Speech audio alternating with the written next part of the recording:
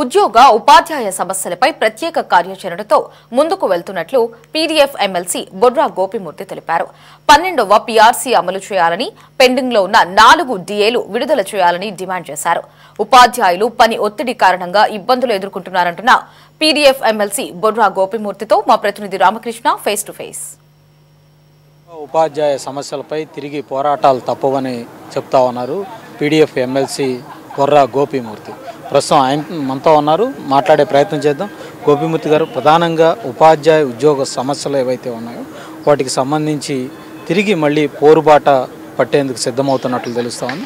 ఏంటి ప్రధానంగా పీఆర్సీతో పాటు ఇతరత్ర ఎలాంటి సమస్యలు ఉన్నాయి, వాటికి సంబంధించి ప్రభుత్వానికి మీరు ఎలాంటి విజ్ఞాపనలు అందించారు? ఓకే, ఈ రోజున ఉపాధ్యాయులు స్వేచ్ఛగా పాఠం చెప్పుకునే పరిస్థితి లేదు, పిల్లవాడికి పాఠం చెప్పుకునే పరిస్థితి లేదు. అంటే గతంలో టీచర్ అంటే స్కూల్లో పిల్లల పాఠం చుట్టూ, పిల్లల భవిష్యత్తు చుట్టూ, పాఠశాల కోసం మాత్రమే పనిచేసేవాడు. కానీ ఈ రోజున పాలకులు ఎవరైనప్పటికీ కూడా వివిధ కారణాల రీత్యా అనేక పథకాలు పిల్లల కోసం కావచ్చు, పాఠశాల అభివృద్ధి కోసం కావచ్చు, లేదంటే రాజకీయ ప్రయోజనాల కోసం కావచ్చు, కొన్ని పథకాలు, కొన్ని కార్యకలాపాలు కూడా నిర్వహించడం జరుగుతూ ఉంది ప్రభుత్వం. అటువంటి పరిస్థితుల్లో అవి నిర్వహించే సందర్భంలో దాన్ని నిర్వహించడానికి ప్రత్యేకమైనటువంటి యంత్రాంగాన్ని ఏర్పాటు చేసుకోవాలి. కంప్యూటర్ ఆపరేటర్లు కానీ, నాన్ టీచింగ్ స్టాఫ్ని కానీ ఏర్పాటు చేసుకోవాలి. కానీ ఆ విధంగా ఏర్పాటు చేసుకోకపోవడం వల్ల ఈ రోజున ఆ పనిని కూడా ఉపాధ్యాయుల మీద మోపటం వల్ల ఈ రోజున పిల్లలకి పాఠం చెప్పుకునే సమయం కుదించిపోతుంది.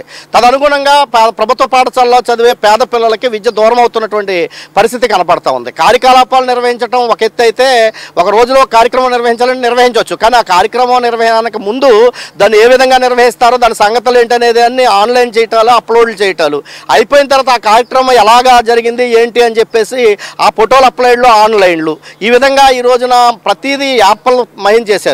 గతంలో అనేక యాప్లు ఉండేవి, యాప్లు తగ్గించమని అనేక పోరాటాలు చేస్తే కొత్తగా వచ్చినటువంటి ప్రభుత్వం ఒకే యాప్ని తీసుకొచ్చింది, లీప్ అనే యాప్ని. కానీ ఆ లీప్ అనే యాప్లో దాదాపు 100కు పైగా టైల్స్ పెట్టారు. అంటే గతంలో ఉన్నటువంటి యాప్లన్నింటిని తీసుకెళ్ళి ఒక దాంట్లో పెట్టేసి ఈ రోజున దాన్ని ఓపెన్ చేయాలంటే దాని యొక్క ఆక్యుపెన్సీ కూడా సరిపోక అది గిర్రగిర్రా తిరుగుతూ ఉంది, సమయం వృధా అవుతుంది. ఈ రోజున ఉపాధ్యాయులు అంతర్జాల కబంధ హస్తాల్లో బంధించారు. ప్రధానమైనటువంటి డిమాండ్ ఏంటంటే ఉపాధ్యాయులు క్లాస్ రూమ్లో పిల్లలకి స్వేచ్ఛగా పాఠం చెప్పుకునే పని చేయించే విధంగా బోధనేతర పనులు తొలగించి ఆన్లైన్ పనులు తొలగించాలని చెప్పి ఆ పనులు చేసుకుంటానికి ప్రత్యేకమైనటువంటి యంత్రాంగాన్ని ఏర్పాటు చేయాలనేది ప్రధానంగా పీఆర్సీకి సంబంధించి. ఎందుకంటే 11వ పీఆర్సీ సమయం ముగిసిపోయింది, 12వ పీఆర్సీ కమిషన్ వేయాల్సి ఉంది.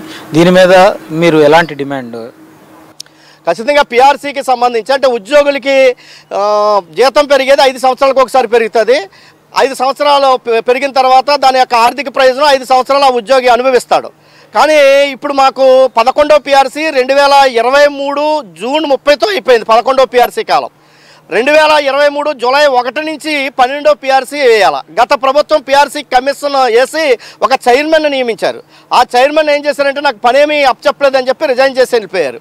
సో అటువంటి ఆ ప్రభుత్వం మీద వ్యతిరేకతతో ఈ రాష్ట్ర ఉద్యోగ ఉపాధ్యాయులు కూటమి ప్రభుత్వాన్ని ఎన్నుకుంటే, కూటమి ప్రభుత్వం ముఖ్యమంత్రి గారు అప్పుడు ప్రతిపక్ష నాయకుడిగా నుండి ఆయన ప్రెస్ మీట్ పెట్టి మరీ చెప్పారు, ఉద్యోగ ఉపాధ్యాయులంతా నాకు ఓట్లేశారు కాబట్టి వాళ్ళకి మెరుగైనటువంటి పీఆర్సీ ఇస్తాను, పీఆర్సీ అమలు అయ్యేలోపు మంచి ఇంటీరియం రిలీఫ్ ఇస్తానని చెప్పి ప్రకటన చేశారు. కానీ 15 నెలల పీఆర్సీ గురించి మాట్లాడలేదు. ఇప్పుడు వరకు పీఆర్సీ కమిషన్ వేయలేదు, చైర్మన్ నియమించలేదు. ఇంటీరియం రిలీఫ్ అంటే ఎప్పుడు కమిషన్ వేస్తారో, ఎప్పుడు ఇంటీరియం రిలీఫ్ ఇస్తారో, ఎప్పుడు పీఆర్సీని అమలు చేస్తారో, ఇప్పటికే 2 సంవత్సరాల 4 నెలల కాలం వృధా అయిపోయింది 5 సంవత్సరాల్లో. మరి మీరు అమలు చేసేటప్పటికి ఎన్ని సంవత్సరాలు పడుతుందో? అందుకనే మేము ప్రధానంగా డిమాండ్ చేసేది వెంటనే కమిషన్ వేసి ఈ దసరా పండక్కే ఐఆర్ ప్రకటించాలని ప్రధానమైనటువంటి డిమాండ్. అయితే ఈ రోజున 15 ఈ నెలల కాలంలో ఈ ప్రభుత్వం కనీసంగా 1 డిఏ కూడా ప్రకటన చేయలేదు. 4 డిఏలు పెండింగ్ ఉంది. మరి 1 డిఏ కూడా ఇవ్వకపోతే 6 నెలలకు ఒకసారి పెరగవలసినటువంటి డిఏ తర్వాత కొంత లేటుగా ఇచ్చినప్పటికీ కనీసంగా ఈ 15 నెలల్లో 1 డిఏ కూడా ఇవ్వలేనటువంటి పరిస్థితి. అదేవిధంగా 3 సంవత్సరాల క్రితం ఈ రాష్ట్ర ఉద్యోగ ఉపాధ్యాయులందరూ కూడా ఎరండ్ లీవ్ని సరెండర్ చేసుకుంటూ బిల్లులు చేసుకున్నారు. ఆ సమయంలో ఆ ప్రభుత్వం ఆ ఉద్యోగుల దగ్గర ఇన్కమ్ ట్యాక్స్ కూడా కట్టుకున్నటువంటి పరిస్థితి ఉంది. ఆ నిధులు ఇప్పటికీ విడుదల కాలేనటువంటి పరిస్థితి ఉంది. అదేవిధంగా పోలీసు వాళ్ళకి కూడా ఈ రోజున ఈ యొక్క సరెండర్ లీవ్లు 4 నుంచి 5 పెండింగ్ ఉన్నటువంటి పరిస్థితి ఉంది.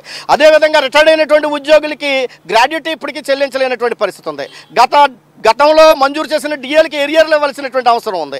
11వ పీఆర్సీ ఏరియర్లు ఇవ్వాల్సినటువంటి అవసరం ఉంది. పిఎఫ్ లోన్లు పెట్టుకుంటుంటే పిల్లల పెళ్లిళ్ళకి, వాళ్ళ పెళ్లిళ్ళు అయ్యి పిల్లలు పుట్టి వాళ్ళ బారసాలు అయితే కనుక శాంక్షన్ కాలనేటువంటి పరిస్థితి. ఏపీజీఎల్ లోన్ల పరిస్థితి కూడా అదే. ఈ రోజున 25,000 కోట్ల రూపాయలు ఈ రోజున బకాయి ఉంది. ఎన్నికలకు ముందు గత ప్రభుత్వం బకాయి పెట్టినటువంటి ఆర్థిక బకాయిలన్నీ చెల్లిస్తామని చెప్పి కూడా ప్రభుత్వం ప్రకటన చేసింది. కానీ ఇప్పటి వరకు ఆ ఆర్థిక బకాయిలు చెల్లించలేనటువంటి పరిస్థితి ఉంది. కనీసంగా ఒకేసారి కాకపోయినా దఫదఫాలుగా కనీసంగా బిల్లులు క్లియర్ చేస్తే ప్రభుత్వానికి ఇబ్బంది ఉండదు, ఇటు ఉపాధ్యాయులకు ఇబ్బంది ఉండదు. కాబట్టి ప్రధానమైన డిమాండ్ ఏంటంటే వెంటనే పిఆర్సీఎస్ ఐఆర్ ప్రకటించాలా, పెండింగ్లో ఉన్నటువంటి డిఏలు విడుదల చేయాలా, రిటైర్డ్ అయినటువంటి గ్రాడ్యుయేటీ విడుదల చేయాలి.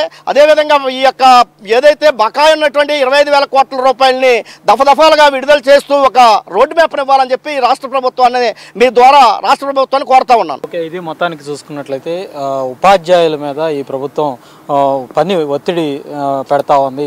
దానివల్ల ఉపాధ్యాయులంతా కూడా ఇబ్బందులు ఎదుర్కొంటా ఉన్నారు. అలాగే ఉపాధ్యాయ ఉద్యోగ సమస్యలుగా ఉన్నటువంటి పిఆర్సీ కమిషన్ నియమించాలి, అలాగే ఐఆర్ ప్రకటించాలి, కొత్తగా 4 పెండింగ్ డిఏలు ఏవైతే ఉన్నాయో వాటిని తక్షణమే విడుదల చేయాలన్నటువంటి డిమాండ్లు అయితే పీడిఎఫ్గా ఎమ్మెల్సీ బొర్రా గోపీమూర్తి డిమాండ్ చేస్తూ ఉన్నారు. ప్రభుత్వం కనుక తక్షణం వీటిని కనుక అమలు చేయని పక్షంలో భవిష్యత్తు కార్యాచరణ ప్రకటిస్తామని కూడా ఆయన చెప్తా ఉన్నారు. 25వ తారీఖున గుంటూరులో భారీ బహిరంగ సభ నిర్వహించి ఉద్యోగులు ఉపాధ్యాయుల సమస్యల మీద గళం వెప్పబోతున్నట్లుగా కూడా ఆయన చెప్తున్నటువంటి పరిస్థితి అయితే ఉంది. వీడియో జర్నలిస్టు రంగాతో రామకృష్ణ, సిటీ 24x7 అమరావతి.